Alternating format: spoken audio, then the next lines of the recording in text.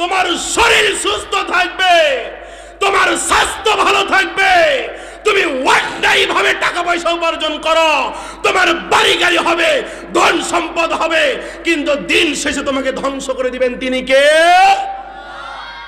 আর বাম দিকে কে টানছে? আসো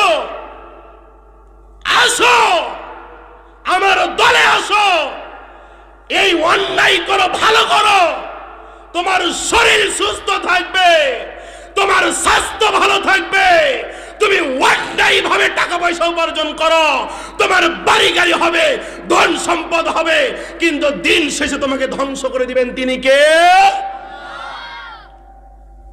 সুদ যদি খান, সুদ কি?